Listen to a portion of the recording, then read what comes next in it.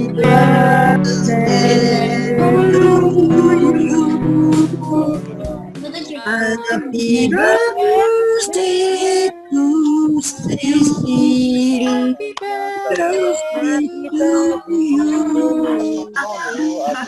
Merci à tous. My turn? Et je réactive Céline.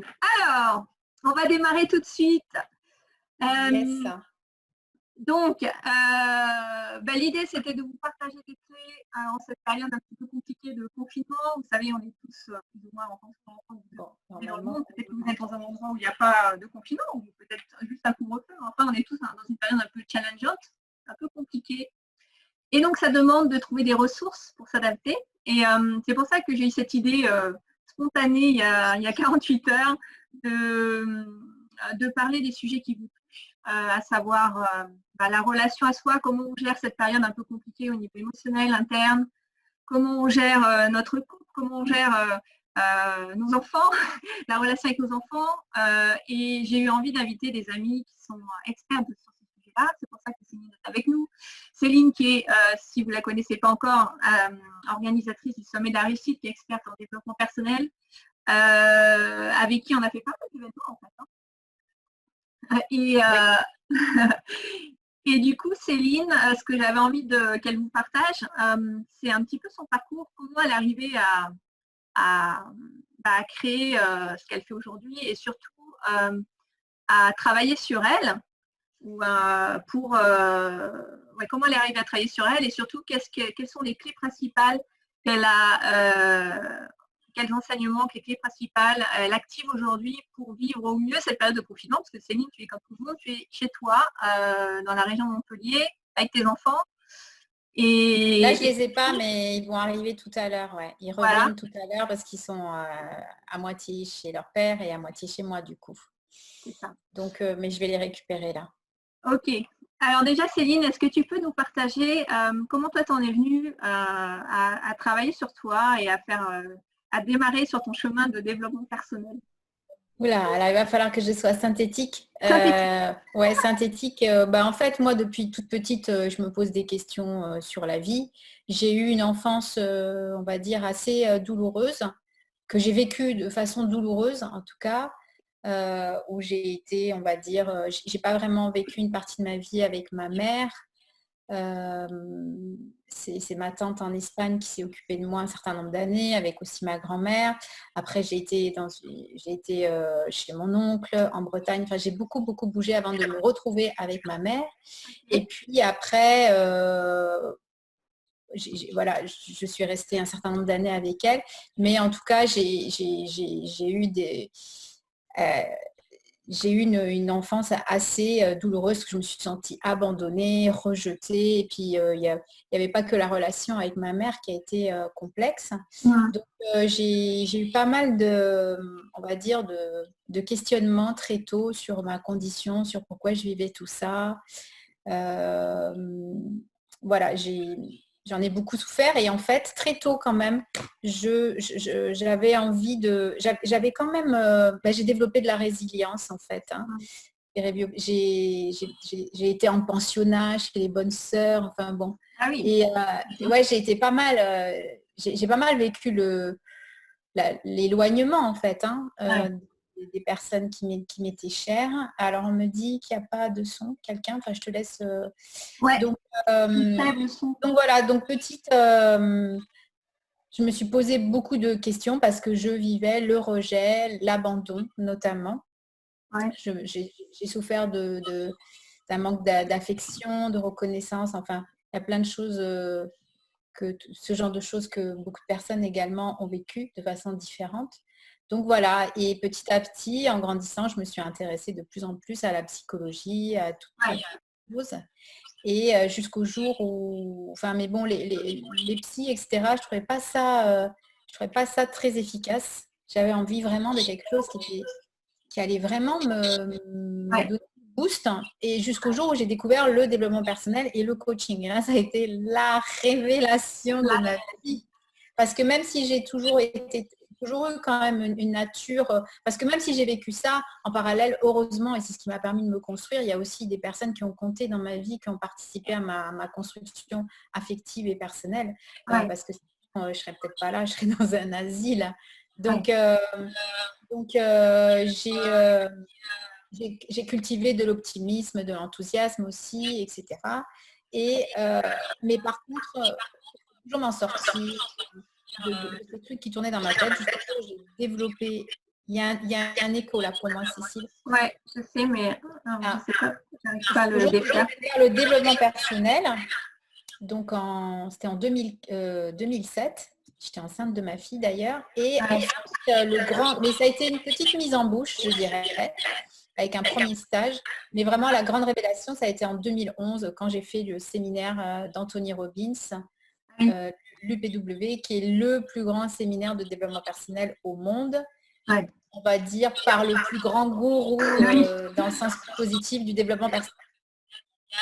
Donc là, je me suis pris plein de claques pendant 3 jours et demi. Ouais. Et là, ça a été le tournant, un grand tournant dans ma vie. Et voilà. Et après, j'ai plongé les pieds joints dans le développement personnel. Je me suis dit, c'est ça, ça me booste, ça, c'est efficace. Après, il faut pratiquer, etc. Mais il y a vraiment une efficacité. Et ce que j'aime, c'est que c'est énergique, en fait. Voilà, puis il y a plein d'outils qui viennent tout de suite, qu'on peut tout de suite activer. C'est pas comme chez un psy où ils ont leur utilité, mais perso, je trouve que c'est lent.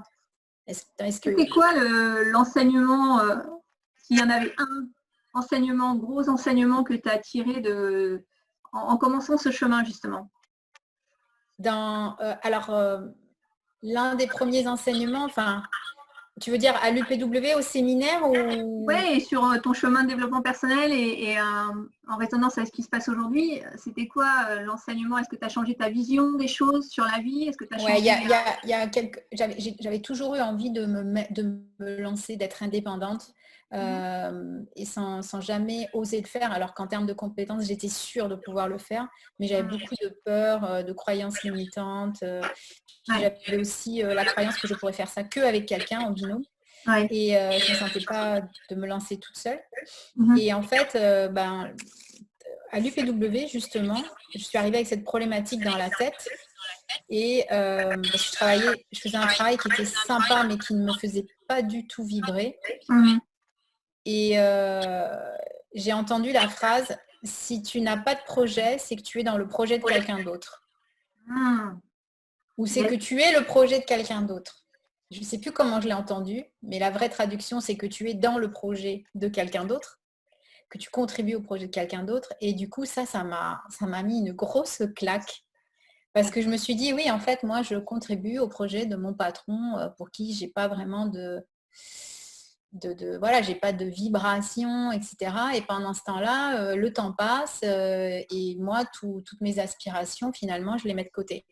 Donc ça a été un électrochoc, mais hyper puissant. D'ailleurs, ça m'a glacé sur place quand je l'ai entendu, ce truc-là. Et je me suis dit, ouais, en fait, tu fais du bon boulot et tout ça, mais tu le fais pas pour toi finalement. Tu travailles pas pour toi, voilà. Donc là, ça a été un gros tournant. Ça a été gros déclic où je me suis dit, il faut que j'investisse sur moi et il faut que j'aille vers les choses que j'ai envie de faire moi. Que ça soit du professionnel ou pas d'ailleurs, hein. Mais en tout cas, je vais pas passer ma vie, travailler toute l'année pour l'objectif de l'année, être en vacances cet été, ou l'objectif de l'année, c'est partir à Pâques une semaine. Ma vie, elle se résumait à ça, quoi, comme peut-être beaucoup de gens. Mais moi, j'avais envie de plus, quoi. Je me disais, c'est pas ça la vie, quoi. La vie, elle a plus de choses à nous partager. Donc, c'était ça. Je me suis dit, maintenant, je vais avoir mes projets, vraiment, et je vais mettre de l'énergie vraiment dedans. Ok. Et du coup, à partir de là, tu t'es lancée ou tu as mis du temps à te lancer ou tu t'es lancée tout de suite? En fait, au bout de 6 mois, je me suis rendu compte que j'avais plus peur de quitter mon boulot. Et j'avais tout le temps la tête ailleurs, à me dire, à mouliner, à me dire, bon, je vais faire ça, je peux faire ça, et puis à faire des recherches sur Internet, à me nourrir, de plein de choses. Et j'ai commencé à me former. Mais en fait, au bout de 6 mois, ma peur, j'ai pris conscience un matin que j'avais plus peur de partir parce que j'avais tellement remis de la conscience sur mes compétences, sur l'immense champ des possibles, en fait. Ça aussi, ça a été un énorme déclic de me dire, mais en fait, la vie, elle est riche, elle est abondante, il y a plein de choses. J'ai plein de potentiel en moi que je n'explore pas et je n'exploite pas parce que j'ai plein de peurs. Mais en fait, c'est un nouveau champ, c'est une nouvelle planète qui existe là, juste là, mais je ne la vois pas, mais elle est bien là. Donc, je me suis réveillée un matin en étant encore dans mes trucs de formation, je vais faire ça, ça. Puis en fait, je me suis dit, ouais, mais en fait, t'es déjà parti en fait là. Ouais. Et j'ai réalisé que j'avais plus peur. J'avais cultivé de la certitude. Parce que, et ça c'est une de mes clés que j'utilise actuellement, c'est que j'ai cessé de regarder où je n'avais pas de pouvoir dans ma vie pour regarder là où j'avais du pouvoir. Et ça, c'est un point de bascule très puissant. Qu'est-ce que je contrôle, mais pas dans le sens péjoratif du terme, parce que je sais aussi lâcher prise, j'ai appris à lâcher prise aussi. Mais plutôt que de me dire oh, je ne retrouverai pas c'est saturé, ou comme une de mes anciennes collègues, je suis trop vieille pour changer de boulot, qui c'est qui va m'embaucher. Au lieu d'avoir des pensées comme ça, de me dire mais de toute façon, je veux arrêter, mais pourquoi faire? Parce que quand même, malgré tout, j'avais pas trop le projet bien finalisé, hein, enfin même pas du tout. Hein. Et moi, je suis quelqu'un quand même qui anticipe à mort et qui aime bien que ça soit ficelé à l'avance en ayant géré toutes les possibilités de chaos. Comme ça, je suis prête. Bon, maintenant, j'ai changé ce truc-là. Mais donc, je me suis plutôt que de dire ouais, mais tu peux pas parce que à l'époque, j'avais un enfant, tu as un crédit à rembourser, voilà. Tu pourras, plutôt que de me mettre mes pensées là-dessus, je mets mes pensées, c'est ce que je fais sur et quels sont les paramètres là où j'ai du pouvoir, qu'est-ce que je maîtrise. Ok, je suis bonne là-dedans, je suis bonne là, je sais que je suis d'un tempérament optimiste, je sais et je me disais que tu es super démerde et que grosso modo, je cultive la certitude au fond de moi que je peux faire n'importe quel métier et que je m'en fiche parce que mon ego, je l'ai mis de côté. Je peux faire un tout autre travail qui avant peut-être me semblait pas pour moi, mais comme je veux, je sais que si je m'appauvris, eh ben, je recréerai de la richesse, des finances en allant faire des ménages, je ne sais pas, n'importe quoi. J'ai déjà fait ça plus jeune. Donc en fait, j'ai repris en me disant qu'est-ce que je pourrais faire, qu'est-ce que je peux faire maintenant, et c'est ce que je fais actuellement. Ok, ça, je ne le maîtrise pas, le confinement, je ne le maîtrise pas. Je ne maîtrise pas l'ambiance générale chez des gens, je ne maîtrise pas, je ne sais pas moi, tout un tas de trucs. Par contre, parfois, moi aussi, mes émotions, elles vont et viennent. Mais par contre, qu'est-ce que j'ai de sûr? Bon, bah, j'ai ça, et je regarde et je fais la liste de qu'est-ce qu'il y a dans ma vie, quelles sont les richesses de ma vie et quels sont les leviers que je peux actionner. Alors, ce qui est intéressant dans ce que tu dis, c'est que comme tu disais, ok, sur quoi j'ai mon contrôle, entre guillemets, sur quoi j'ai la maîtrise, sur quoi je peux avoir la responsabilité et prendre le contrôle, c'est aussi une forme de conscience que tu as gagnée en faisant ça.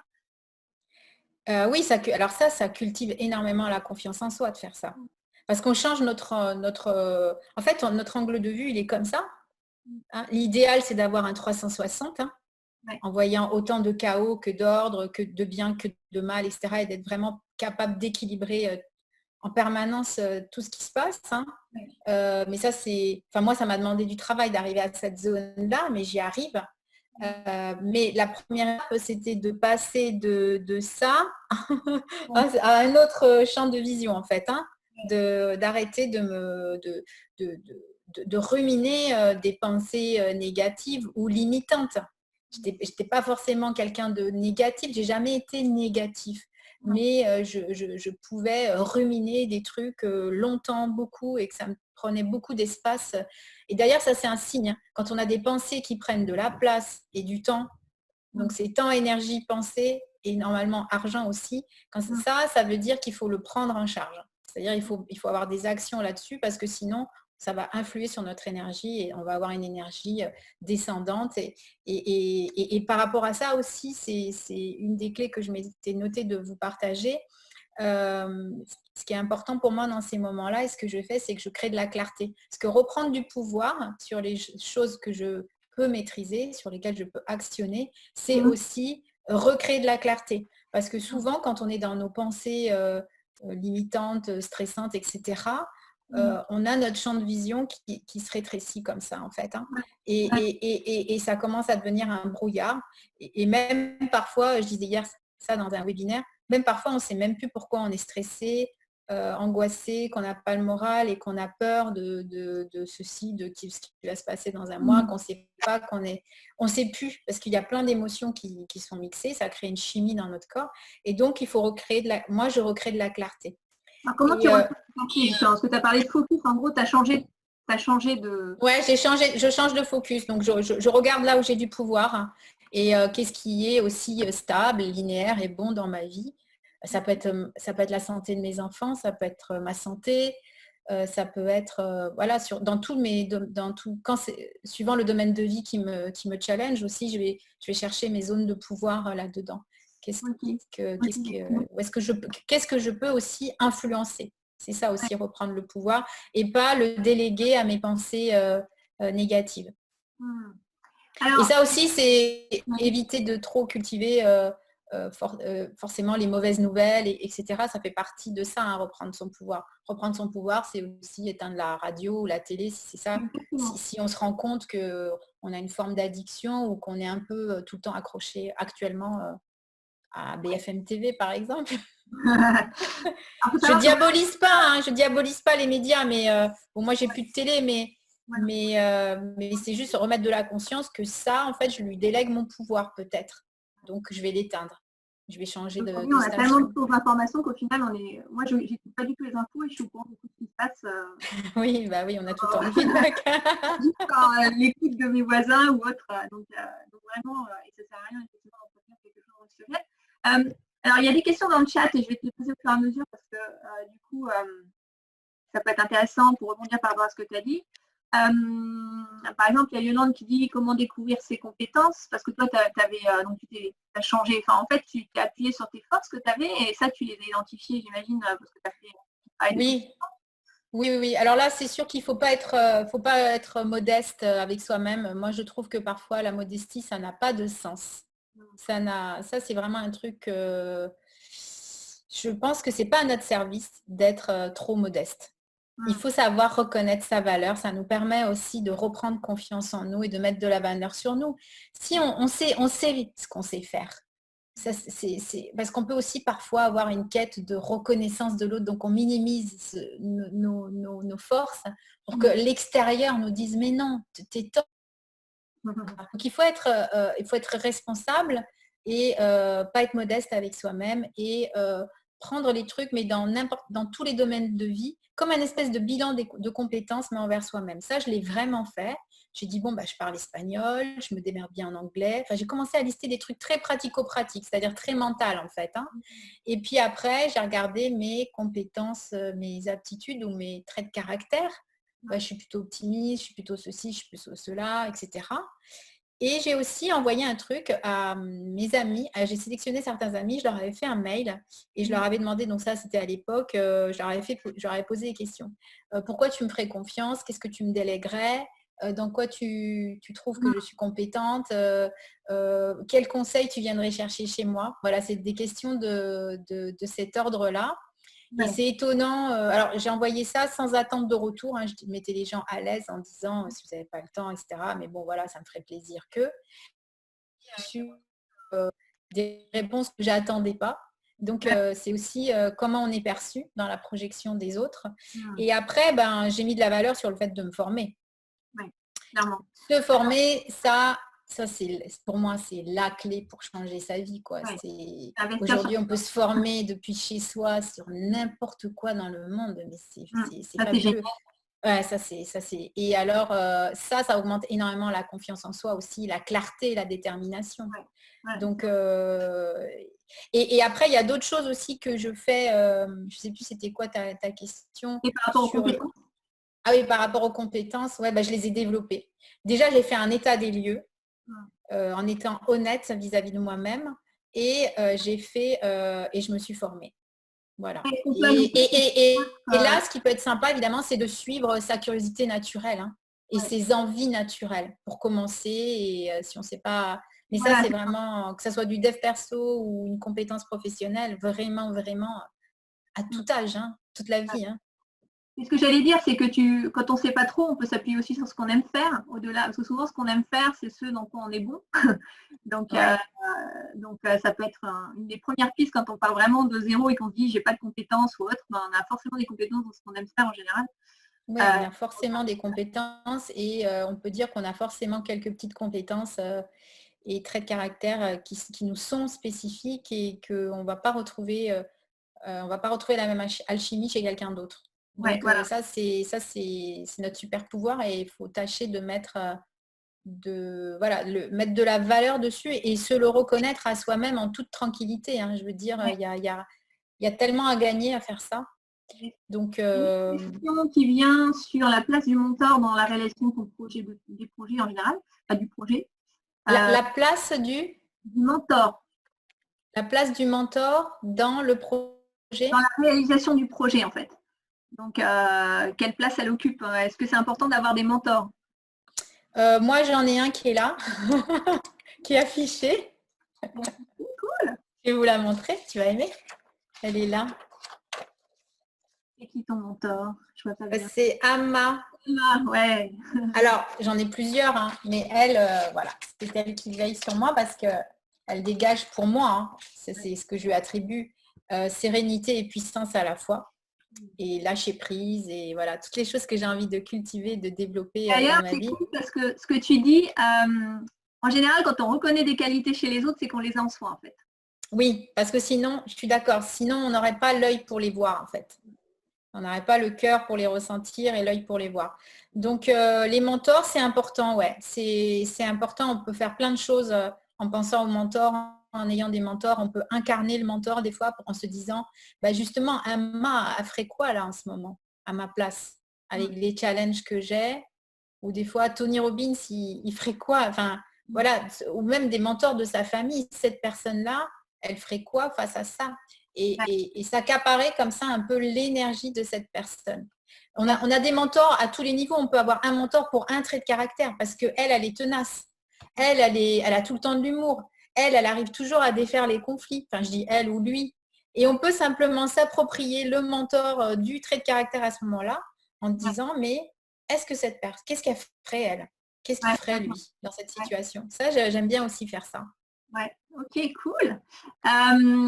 Merci. Alors, du coup, il y a un challenge en ce moment qui vient souvent, c'est reprendre le contrôle un peu sur ses émotions, sur ce qu'on vit. Donc, toi, tu as parlé de focus, tu as parlé d'avoir de la clarté en s'appuyant sur ses forces et compétences. Qu'est-ce que tu fais au concret? Il y a plein de choses que j'aimerais. Ouais, il y a plein de choses que j'aimerais partager. Là, par exemple, j'ai un challenge là depuis 24 heures sur un plan plus personnel que professionnel. Et là, la clé que j'active, c'est je me dis, OK, tu n'y penses pas. Tu n'as pas le droit d'y penser. C'est bête, hein, mais c'est fou comme ça marche. Ouais. Donc, dès que je commence à y penser, je dis, oh, OK, tu n'as pas le droit d'y penser. Tu n'y penses pas. C'est comme ça, tu passes à autre chose. Et ça, c'est une clé des fois, c'est les clés les plus simples qui fonctionnent le plus et qui fonctionnent le mieux. Et ça, je peux vous dire, expérimentez-le. Vous faites un petit claquement de doigts en même temps que vous vous dites ça. Ça vous fait un petit ancrage. Non, tu ne peux pas y penser. Non, c'est impossible. Et franchement, tu penses à autre chose. Et on change comme ça le truc. Après, un truc qui est super, super important, c'est de se mouvoir, je pense, physiquement. Parce que le corps, il ancre l'émotionnel, il ancre le stress, il ancre tout un tas de choses. Et quand on est si on bouge peu, ça entretient ça et ça grossit ces phénomènes en nous. Donc, ce que je m'efforce de faire, c'est j'ai toujours mes playlists de musique pam pam pam because I'm happy. Et la musique pour moi c'est magique. Tout de suite ça met de la bonne humeur. Donc j'ai des playlists que j'enclenche. Voilà, j'ai mis de la valeur là-dessus. Par exemple, j'ai un abonnement où je paye de la musique toute l'année parce que je sais que c'est bon pour moi, c'est un de mes outils, que la musique, ça fait partie de ma vie, que ça change mes émotions et que j'ai besoin d'avoir ça tout de suite de disponible. Donc, ça, c'est mon petit cadeau de Noël chaque année. Je me paye ça pour toute l'année et j'ai de la musique du monde entier que je veux. Mais ça a des réels bénéfices. J'ai mes playlists et je les enclenche. Et ça j'ai la playlist du matin, j'ai la playlist, j'en ai plein, quoi. Donc, et donc, du coup, j'essaye de bouger le corps et en ce moment, je fais du sport un peu chez moi, ouais. Où je sors. Bon, moi, j'ai la nature pas loin de tout, à 2 minutes à pied. Donc, je serai en ville, je ne sais pas comment je ferai. Mais se mouvoir, c'est important pour éviter de figer les émotions, en fait. Hein. Même si c'est que 5-10 minutes. En faisant la popote, on met Pharrell Williams, là, je crois que c'est lui qui chante « Cause I'm Happy ». N'importe quoi qui vous met une musique qui vous fait kiffer. L'autre jour, c'était Gilbert Bécaud. J'adore Gilbert Bécaud. Je me suis fait la compile Serge Lama et tout ça, Aznavour. J'adore les chansons anciennes. Donc voilà, et en faisant la popote, Scooby-Doo, Sacha Distel, et voilà, c'est tout bête, mais c'est vraiment des choses qui marchent. C'est que souvent, on va chercher des choses compliquées, alors qu'en fait, c'est les choses les plus simples qui nous rendent heureux. Donc souvent, on intellectualise trop. Ouais. Ce qui peut nous changer la vie. Et vraiment bouger le corps, c'est important. Le corps, c'est comme la douche aussi. Je crois que la douche a la vertu aussi de nettoyer les émotions. Ouais. Yes. Donc, je ne vais pas dire de prendre une douche à chaque fois mais je mets plus de conscience là-dessus où je sens que j'ai un changement intentionnel. Oh, ok, je vais me nettoyer, je me mets ma bonne musique et je me nettoie émotionnellement. Donc, mais vraiment, le truc du corps, vraiment, mettez de la conscience dessus sans faire du sport de haut niveau. Hein, simplement bouger son corps. Ok, bah merci Céline. Je regarde le timing. On avait démarré. On est raide là. J'ai fait le max pour compiler. J'espère que ça vous a aidé. On a fait au plus condensé, mais l'idée c'était vraiment de vous donner quelques clés simples en fait pour vous partager comment vous pouvez vivre au mieux votre période, et surtout c'est peut-être d'avoir votre boîte à outils à vous, parce que Céline adore la musique, il y a peut-être des gens qui sont moins musique mais qui vont aimer d'autres choses, donc se constituer sa propre boîte d'outils, c'est important pour mieux se connaître déjà et pour pouvoir au quotidien pratiquer, surtout c'est le plus important, c'est ce que je retiens aussi, c'est que finalement, c'est une notion de pratique et d'entraînement, de routine que tu mets en place, quoi. Ah ouais, ça c'est sûr. Ça c'est sûr. La routine, l'entraînement et la régularité, hein, et la répétition, hein, se répéter. Moi, j'ai tout le temps mes carnets de développement personnel, de séminaires. Je les ai tout le temps là, c'est mes bibles et je les relis et je refais des exercices. Et y a pas pour ça, il n'y a pas de mystère. Hein. On ne peut pas avoir des résultats nouveau en gardant les comportements habituels d'avant. Ça, c'est sûr. C'est sûr. C'est un entraînement. Merci beaucoup Céline. Je suis vraiment merci à vous. Je balaye tous les visages. Il y a 7 écrans de visages pour vous faire. On est nombreux. Il y a 141 personnes connectées au moment où on parle.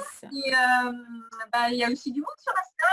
Hello à tout le monde sur Instagram. Je ne vais pas citer tous les prénoms parce qu'il y en a beaucoup, aussi de pseudos. Un grand merci encore à toi. Merci. Et puis, on se retrouve bientôt. Bientôt le sommet de la réussite. Oui, le sommet de la réussite. Ouais, je pense qu'on en aura l'occasion d'en parler. Il aura lieu au mois de juin. Je l'ai décalé en raison de la situation. Voilà. Donc, je l'ai décalé, mais il aura lieu en juin. Voilà. Yes. Bon, écoute, fin juin, avec le soleil. Voilà, on va suivre Céline de près. En tout cas, encore une fois, merci d'avoir été avec nous. Et, merci, sister. Et bon anniversaire. Bisous. Bisous. Merci à vous. Ciao.